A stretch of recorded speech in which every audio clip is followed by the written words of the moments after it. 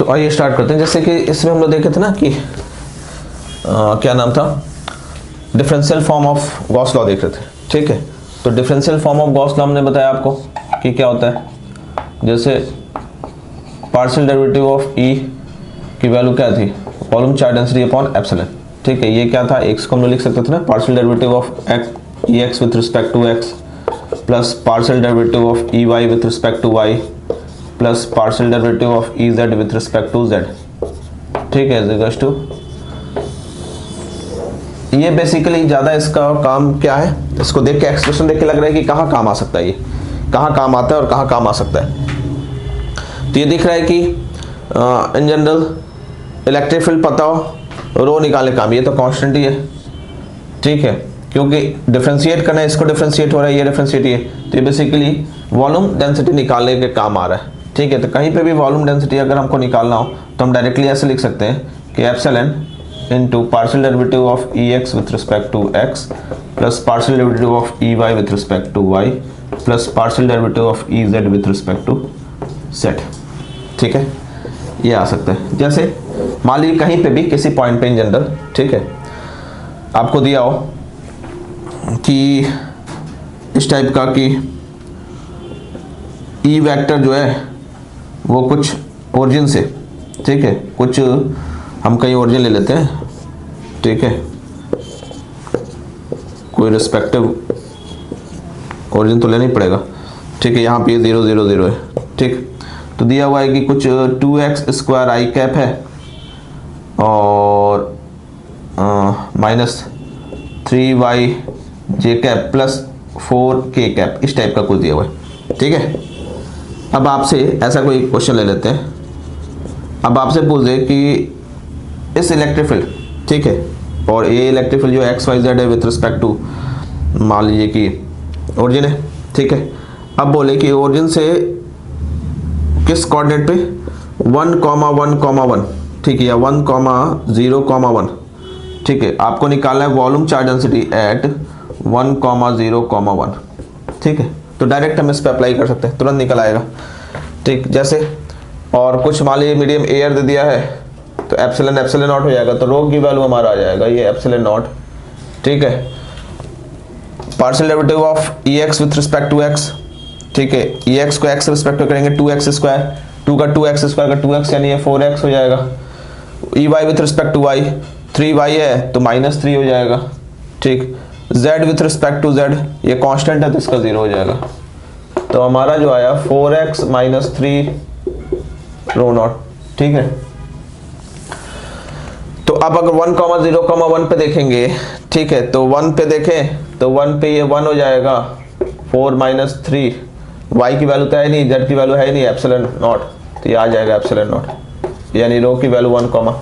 कहीं पे नेगेटिव आ सकता है, इस एक्सप्रेशन नेगेटिव यानी नेगेटिव चार्ज होगा, पॉजिटिव यानी पॉजिटिव चार्ज होगा। ठीक है, तो ये आ जाएगा। तो ऐसे क्वेश्चंस के लिए हमारा ये काम आ सकता है। ठीक है,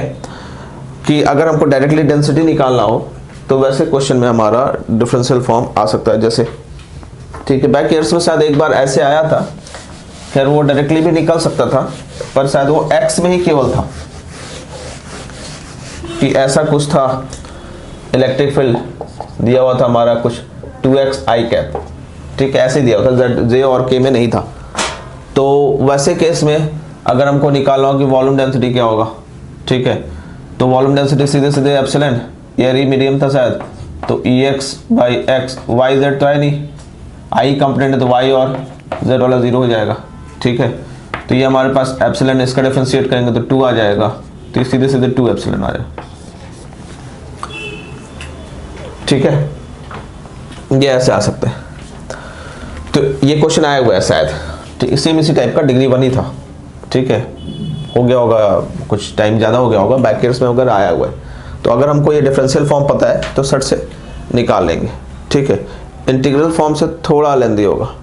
ठीक है, इंटीग्रल फॉर्म में थोड़ा ये लेंदी हो सकता है, पर डिफरेंशियल फॉर्म में एक लाइन। ठीक है, अच्छा, ऐसा कभी कभी ऐसा भी क्वेश्चन आ सकता है, हो सकता है वो इसी टाइप का हो, आपसे रो ही पूछा हो, वो इंटीग्रल फॉर्म से आसान हो, ठीक है, और डिफरेंशियल फॉर्म से लंबा हो। ठीक है, इसमें जैसे इंटीग्रल फॉर्म अगर हमको बनाना होगा तो हमको सिलेंडर जो हम लोग गॉसियन सरफेस लेते हैं एक्स के लॉन्ग लेना होगा। ठीक है, क्योंकि इलेक्ट्रिक फील्ड एक्स के लॉन्ग वेरी कर रहा है, ठीक, वाई के लॉन्ग दिया नहीं हुआ है, मतलब वाई के लॉन्ग मेंशन करने की जरूरत नहीं हुई, हो सकता है कांस्टेंट हो, ठीक है, मतलब ऐसा कुछ दिया हुआ एक्सप्रेशन, तो हो सकता है कांस्टेंट हो सकता है चार्ज ही ना एग्जिस्ट कर रहा हो, ठीक है, केवल एक लाइन में एग्जिस्ट कर रहा हो, ठीक है, ऐसा भी कुछ हो सकता है, मतलब एक थिन एरिया हो उसमें एग्जिस्ट कर रहा हो। आप अगर ये कांस्टेंट भी लेता तब भी यही काम हो जाता हमारे पास, अगर मान लो कुछ कांस्टेंट मान लो 3J + 4K, ठीक है, तो कांस्टेंट है, मतलब उधर कोई वैरी नहीं कर रहा है चार्ज ज़्यादा, ठीक, उधर चार्जेस है ही नहीं, तो कांस्टेंट भी तब भी 0 हो जाएगा, नहीं भी दिया हुआ तब भी वही चीज़ रहेगा केस। तो देने का मतलब केवल एक्स में था, ठीक है, तो वैसे आपको वैसे केस में जो गॉसियन बनाना पड़ता सिलेंड्रिकल अलोंग द क्या बनाना पड़ता आपको एक्स एक्सिस, ठीक है, फिर उसके अकॉर्डिंग हम लोग को जैसे कि इंटीग्रल फॉर्म में था ना हमारे पास E.ds, ठीक है, इक्वल्स टू Q/ε, ठीक है, तो हम लोग को जैसे कि अगर मान लीजिए कि ये एक्स में ही जा रहा है इलेक्ट्रिक फील्ड, तो केवल एक्स में ही हम लोग लेके चलते, मान लीजिए एक्स में, ठीक, तो हम लोग केवल एक्स में ले चलते, जैसे यहाँ से हम सिलेंड्रिकल बनाते कुछ एक कांस्टेंट एरिया, इसका एरिया ए ले लेते, एक्स में लेते, मान लीजिए रेडियस एक्स है, ठीक, तो यहाँ पे इलेक्ट्रिक फील्ड हमको क्या पता चलता है कि इलेक्ट्रिक फील्ड की वैल्यू क्या है 2x i कैप, और यहाँ इलेक्ट्रिक फील्ड ओरिजिन रहता तो क्या रहता है ये 0 रहता, ठीक है। तो अब अगर हम इसमें बाकी इलेक्ट्रिक फील्ड ऐसे ही ऐसे जा रहा है हर जगह, क्योंकि एक्स पे डिपेंड करा तो इधर वाला 0 हो जाएगा, तो नेट फ्लक्स अगर हम इसमें देखेंगे तो E.ds, तो यहाँ पे इलेक्ट्रिक फील्ड हमको मिलेगा, यहाँ पे एरिया वेक्टर भी ऐसे, यहाँ पे जैसे हम लोग देखेंगे E.ds, ठीक है, पूरे क्लोज सरफेस के लिए इक्वल टू चार्ज/ε, ठीक है। अब यहाँ पे कर्व सरफेस के लिए 0 होगा, यहाँ पे इलेक्ट्रिक फील्ड ही 0 है, ठीक है, यहाँ पे इलेक्ट्रिक फील्ड क्योंकि x की वैल्यू, y की वैल्यू और z की वैल्यू सबकी 0 है, ठीक है, तो इलेक्ट्रिक फील्ड ही 0 है, x की वैल्यू 0 रखेंगे, यहाँ 0 है तो यहाँ भी फ्लक्स नहीं मिलेगा, कर्व सरफेस पे भी मिलेगा, केवल यहाँ मिलेगा, यहाँ पे इलेक्ट्रिक फील्ड भी ऐसे ही है, एरिया वेक्टर भी ऐसे ही है, तो क्या हो जाएगा E हो जाएगा, ठीक, और इतने दूर का हमारे पास क्या है वॉल्यूम चार्ज डेंसिटी है, ठीक है, तो इतने दूर का अगर हम लोग ले लेते हैं मान लीजिए, अगर क्योंकि ये x पे वैरी कर रहा है, ठीक है, डिग्री 1 है, तो यहाँ पे वैरी नहीं कर रहा है हमारे, एक तरह से याद है ना E∝r, तो वॉल्यूम कांस्टेंट था, तो यहाँ कांस्टेंट ही एक तरह से आ रहा है रो इनटू, ठीक, इतने दूर का वॉल्यूम क्या हो जाएगा ax, ठीक है, रो इनटू ax, ठीक, ये पूरा, ठीक है,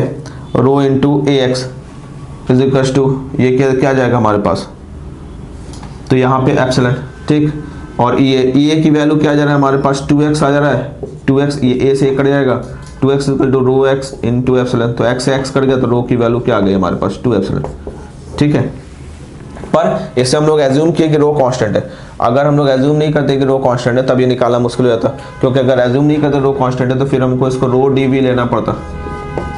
ठीक है,